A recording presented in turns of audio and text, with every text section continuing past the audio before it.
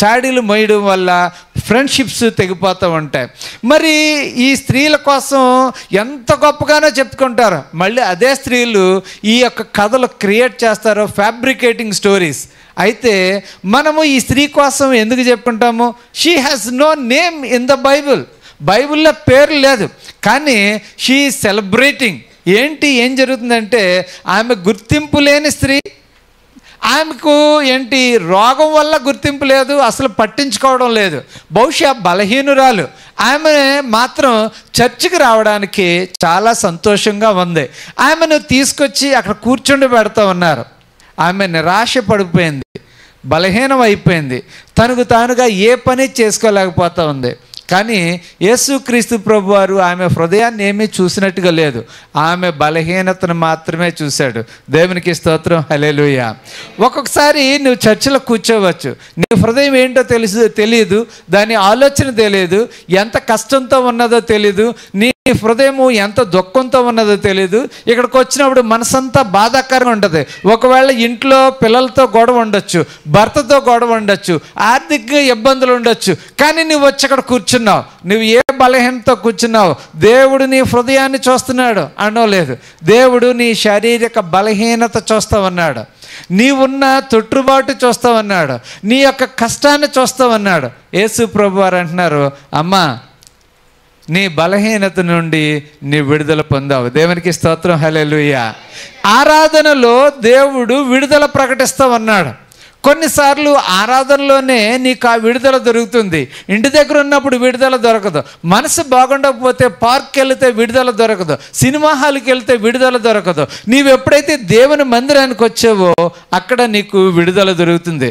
ఒక enable person Moses, ఆయన చాలా మంచివాడు, అతను ఒక నాయకుడు అవడానికి చక్కని ట్రైనింగ్ తీసుకున్నాడు. ఫరో తర్వాత ఫరో అంతటి వాడు, తనకి యుద్ధ నైపుణ్యాలు తెలుసు, ఇంజనీరింగ్ స్కిల్స్ తెలుసు. అతని యొక్క నాయకత్వంలో రామసేసు, పితోమని పెద్ద పట్టణాలు కట్టబడి, అతను గుర్రపు స్వారీ తెలుసు. ఇంత తెలిసిన ఆయన ఒక 40 సంవత్సరాల గొర్రెలు కాసడంలో అన్నీ మర్చిపోయాడట. దేవుడు ప్రత్యక్షమై, బాబు మరి మోజెస్ నువ్వు తిరిగి వెళ్ళి నీ ప్రజలను విడిపించు అంటే, హీఈస్ ఎక్స్ప్రెసింగ్ హిజ్ ఇనెబిలిటీ. దేవుని సన్నిధిలో ఉండి, నేను చేయలేను ప్రభువా, నా నోటికి మాంద్యం ఉన్నది, మాట్లాడడం రావడం లేదు, నాకు యుద్ధ నైపుణ్యాలు రావడం లేదు, కత్తి తిప్పలేను. ఎక్కడ చెప్తున్నావు? దేవుని సన్నిధిలో చెప్తున్నావు. ఈరోజు నీ దగ్గర నైపుణ్యాలు లేవు. నేను అనుకున్నాను, నాకు ఇంగ్లీష్ రాదనుకున్నాను, నాకు చదవడం రాదనుకున్నాను, కేవలము ఉపమాబడిలో చదువుకున్నాం, నాకు 6th క్లాస్లో వాట్, ఆన్, ఇన్ అనే అక్షరాలు నేర్పించారు. ఇప్పుడు నన్ను సడన్గా తీసుకెళ్ళి చెన్నైలో వదిలేశారు. తమిళ్ రాదు, ఇంగ్లీష్ రాదు, ఓన్లీ తెలుగు. అప్పుడు దేవుని సన్నిధిలో మోకరించి ప్రార్థన చేస్తున్నాను. ఆ రోజు మోషే ప్రార్థన చేశాడు, ప్రభువా నాకు ఏమీ రాదు, నేను మందబుద్ధితో ఉన్నాను, నెత్తివాడిగా ఉన్నాను, నన్ను ఏం చేయమంటావు? దేవుడు ఏమన్నాడు తెలుసా? నోరిచ్చింది ఎవరో? నెత్తివానికి నోరిచ్చింది ఎవరో? మోగవానిగా పుట్టించింది ఎవరు? మోగవానికి నోరిచ్చేది ఎవరో? నేనే కదా. కాబట్టి నువ్వు నా సన్నిధిలో ఒప్పుకున్నావు కాబట్టి నేను నీకు ధైర్యం ఇస్తున్నాను. చాలాసార్లు పిల్లలు ధైర్యం కోల్పోతారు. కొంతమంది ఎగ్జామ్ రాయడానికి భయం వేసి కొంతమంది మానేస్తారు, కొంతమంది ఆత్మహత్య చేసుకుంటారు, కొంతమంది పారిపోతూ ఉంటారు. ప్రియమైన స్నేహితులారా, మోజెస్ని ఒక బాధ్యత అప్పచెప్పినప్పుడు నేను చేయలేను అని అన్నాడు. దేవుడు అక్కడ అతనికి ధైర్యం ఇస్తా ఉన్నాడు. నేను నిన్ను పంపిస్తున్నాను, I am that I am, నేను ఉన్నవాడను అనువాడను. మన దేవుడు శక్తి కలిగిన దేవుడు. నీవు నిరుపయోగంగా ఉన్నప్పుడు, నీ మనసు మందబుద్ధితో ఉన్నప్పుడు, నీ మనసు చలించిపోయినప్పుడు ధైర్యంనిచ్చే దేవుడు. ఆరాధనలో విడుదల, దేవుని సన్నిధిలో గొప్ప విడుదల. ఇక్కడ మోజెస్ ఎప్పుడైతే తన యొక్క బలహీనతను దేవుని సన్నిధిలో దేవునితో చెప్పుకున్నాడో, దేవుడు అతనికి ధైర్యం ఇచ్చి అంటున్నాడు, ఏం పర్వాలేదు, నువ్వు వెళతావు, విజయం సాధిస్తావు, నీ ప్రజలతో తిరిగి వస్తావు, ఇదే పర్వతం మీద నీవు దేవుణ్ణి ఆరాధిస్తావు. దేవునికి స్తోత్రం, హల్లెలూయా. ఈ రోజున మనము మన జీవితాల్లో ఎన్నో వాటిలో పోరాటం చేస్తాము, కానీ ఎప్పుడైతే నీవు దేవుని సన్నిధిలో ప్రార్థన చేస్తావో నీకు విడుదల దొరుకుతుంది, ఆరోగ్యం దొరుకుతుంది, ధైర్యం వస్తుంది, మంచి జ్ఞానం వస్తుంది. ఆ రోజు నాకు తెలుగు తప్ప ఏ భాష రాని నేను కేవలం ఒక ప్రభుత్వం స్కూల్లో చదువుకుని ఒక 6th క్లాస్ వరకు చదువుకున్నాను. ప్రభా ఏంటి నా పరిస్థితి, నేను ఇలాగే ఉండను అనుకుంటే నేను ఇంగ్లీష్ నేర్చుకోగలిగాను. ఇంగ్లీష్ నేర్చుకోవడం మాత్రమే కాదు, గ్రీక్ లాంగ్వేజ్లో కాలేజ్ ఫస్ట్, నాకు పెద్ద ప్రైజ్ కూడా వచ్చింది. అక్కడి నుంచి తమిళ్ నేర్చుకున్నాను, మలయాళం ఎప్పటికే చదవగలుగుతాను. కారణం ఏంటంటే దేవుడు మనల్ని ఎప్పుడు అలాగే మందబుద్ధిగా ఉంచడు, మనల్ని జ్ఞానవంతులుగా చేస్తారు. మనం అనుకుంటాం మనకు జ్ఞానం లేదనుకుంటాం. బైబిల్లో వ్రాయబడింది, ఆయన్ని అడుగువానికట జ్ఞానం ఇచ్చే దేవుడు. యాకోబు రాసిన పత్రిక 1:5 మీలో ఎవరికైనాను జ్ఞానము కొదువుగా ఉన్న యెడల అతడు దేవుని అడగవలను. దేవునికి స్తోత్రం, హల్లెలూయా. అమ్మని అడిగితే జ్ఞానం రాదు, డాడీని అడిగితే జ్ఞానం రాదు, మీ గురువు గారు కూడా జ్ఞానాన్ని ఇవ్వలేడేమో, కానీ దేవుణ్ణి అడిగినప్పుడు మాత్రం నీకు సంపూర్తిగా దొరుకుతుంది. బిడ్డలతో దేవుడు మాట్లాడుతూ ఉన్నాడు, నీకు జ్ఞానం లేదని, నాకు టీచర్ సరిగా బోధించలేదు అనుకుంటావేమో, నాకు మంచి స్కూల్లో జాయిన్ చేయలేదు అనుకుంటున్నావేమో, నేను కార్పొరేట్ స్కూల్లో చదువుంటే ఇంకా గొప్పగా ఉంటాను అనుకుంటున్నావేమో. కాదు, ఒకవేళ దేవుణ్ణి కానీ నీవు అడుగుంటే నీకు అందరికంటే అధికమైన జ్ఞానాన్ని దేవుడిస్తాడు.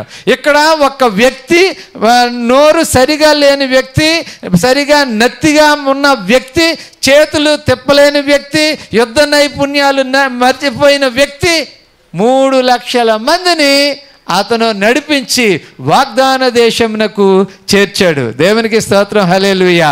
ఈరోజు దేవుడు అలాంటి యోగ్యతలు నీకు ఇవ్వాలనుకుంటే దేవుని సన్నిధిలో, ప్రభువా నన్ను నేను నీకు సమర్పించుకుంటా ఉన్నాను, ఇదిగో మోషే వలె నన్ను నేను నీకు సమర్పించుకుంటా ఉన్నాను, కాబట్టి నాకు కూడా అలాంటి జ్ఞానం ఇయ్యి, అలాంటి ధైర్యం ఇయ్యి అని అడగాలి.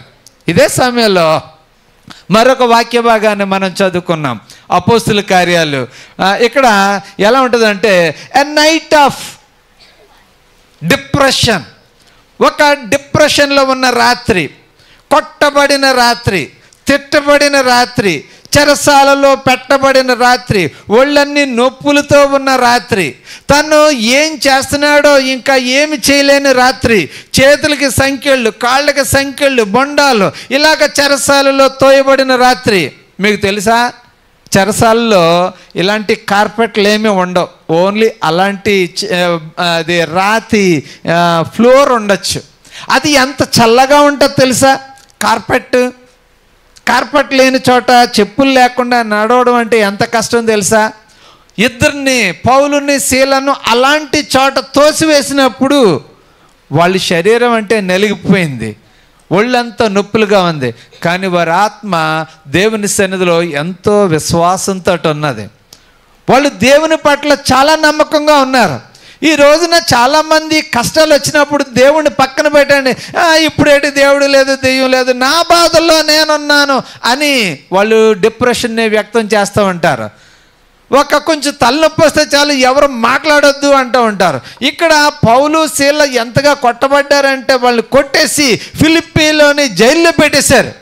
కానీ పౌలు శీల ఏం చేస్తున్నారు తెలుసా, వారు తమ దేవునిని స్తుతిస్తూ ఉన్నారు, పాటలు పాడుతూ ఉన్నారు. వారు ఎంతగా పాటలు పాడుతున్నారంటే దేవుని యొక్క గడప కమ్ములట అక్కడ తెరవబడిని. దేవుడు అక్కడ ఒక గొప్ప అద్భుతాన్ని చేశాడు. ఆ అద్భుతం ఇక్కడ జరగాలని మనం కోరుకోకూడదు. కొన్ని అద్భుతాలు కొన్ని చోట్లే జరుగుతాయి. అది అద్భుతం ఇప్పుడు జరగాలని అనుకోవడం అవివేకం. దేవుడు అక్కడ పౌలు శీల ప్రార్థించినప్పుడు చెరసాల పునాదులు అదిరిపోయినాయి, డోర్లన్నీ కూడా ఓపెన్ అయిపోయినాయి, సంకెళ్ళు ఊడిపోయినాయి, బంధకాలు ఊడిపోయినాయి. అక్కడ పెద్ద భూకంపం కలిగింది, ఆరాధనలో విడుదల జరిగింది. అక్కడ జైలర్ అనుకుంటున్నాడు, ఖైదీలందరూ తప్పించుకొని ఉండొచ్చు, నన్ను నేను చంపేసుకుంటాను అనుకుంటూ ఉంటే పౌలు గారు అంటూ ఉన్నారు, బాబు నువ్వేం చేసుకోకు, మేమందరం ఇక్కడే ఉన్నాము. చూడండి, కృప కలిగిన మాటలతో ఒక జైలర్, కఠినాత్ముడైన జైలరు మారు మనసు పొందాడు. అయ్యలారా, చాలామంది పారిపోతారు, కానీ మీరేంటి పారిపోలేదు? అక్కడ దేవుడు ఒక అద్భుతం చేశాడు. దేవుడు తన యొక్క అద్భుతాన్ని చూపించాడు. ఈరోజు మనందరి జీవితంలో దేవుడు ఒక అద్భుతాన్ని చూపించవచ్చు. ఆ అద్భుతము మనకు తెలియకపోవచ్చు, అక్కడ బంధకాలు ఉండకపోవచ్చు, చెరసాలు ఉండకపోవచ్చు, సంఖ్యలు తెగకపోవచ్చు, కానీ నీ జీవితంలో గొప్ప మార్పు కలగవచ్చు. ఆయన్ని ఆరాధించినప్పుడు, ఆయన్ని ప్రార్థించినప్పుడు, యేసయ్యా నేను నిన్ను స్తుతిస్తాను అన్నప్పుడు గొప్ప అద్భుతం జరగవచ్చు, నీకు మేలు కలగవచ్చు, నీ యొక్క బంధకాల నుంచి నీ విడుదల పొందొచ్చు. ప్రియమైన సహోదరి సహోదరులారా, ఈరోజు అనేక మంది ప్రభువును నమ్ముకోవడానికి కారణం ఏంటంటే వారు ప్రార్థించుచుండగా సంకెళ్ళు విడిపోయినాయి. వారు ప్రార్థించుచుండగా నడుము వంగిపోయిన స్త్రీ లేచి నిలబడింది. వారు ప్రార్థించుచుండగా ప్రభువారు పిలుస్తూ ఉన్నారు, యేసయ్య పిలుస్తూ ఉన్నాడు. నువ్వు ఏ సమస్యలో ఉన్నావో మోషే వలె నెత్తివాడువుగా ఉన్నావేమో, జ్ఞానం లేనివాడువుగా ఉన్నావేమో, లేకపోతే పేరు లేని ఈ స్త్రీ వల్లే అలా నడుము వంగిపోయి రోజు రోజుకి బలహీనపరుస్తూ నీ ఇంటిలో భారంగా అయిపోయేవేమో, నీ వల్ల అందరికీ నష్టమే కానీ ఏ విధమైన సుఖం లేదు అనే నిరాశ నిస్పృహల్లోనికి నువ్వు వెళ్ళిపోయేవేమో. యేసు ప్రభు వారు ఈరోజు నీకు విడుదలనివ్వాలని ఆయన ఆశపడుతూ ఉన్నారు. ఒకవేళ నువ్వు ఎంత సంఖ్యలతోనున్నావో, బంధకాలు ఉన్నావో, బంధువులు కల్చరల్ బాండ్స్ ఉన్నాయి. మన మందిరానికి వెళ్ళామనుకో, ఇదిగో మన జీవితం ఏంటి, మన యొక్క కులం ఏంటి, మన యొక్క నీతి నియమాలు ఏంటి, ఆ యేసు ప్రభు దగ్గరికి నువ్వు ఎందుకు వెళ్తున్నావు అనే ఒక సంస్కృతి సాంప్రదాయాల మధ్య నువ్వు నలిగిపోతున్నావు అనుకో, యేసు ప్రభు వారు నీకు ఒక అద్భుతం చేస్తానంటున్నారు. అలాంటి సంఖ్యలన్నీ ఊడిపడిపోతాయి. నీకు విడుదల, స్వేచ్ఛ తప్పకుండా ప్రభువారు నీకు అనుగ్రహిస్తారు. ఈ దినాన దేవుడు మనందరితోనూ మాట్లాడుతూ ఉన్నారు. నేను త్వరగా ముగిస్తూ ఉన్నాను, కారణం ఏంటంటే ఇంకా 2 మంచి ప్రోగ్రామ్స్ ఉన్నాయి కాబట్టి 3 ముఖ్యమైన విషయాలు నేర్చుకుందాం.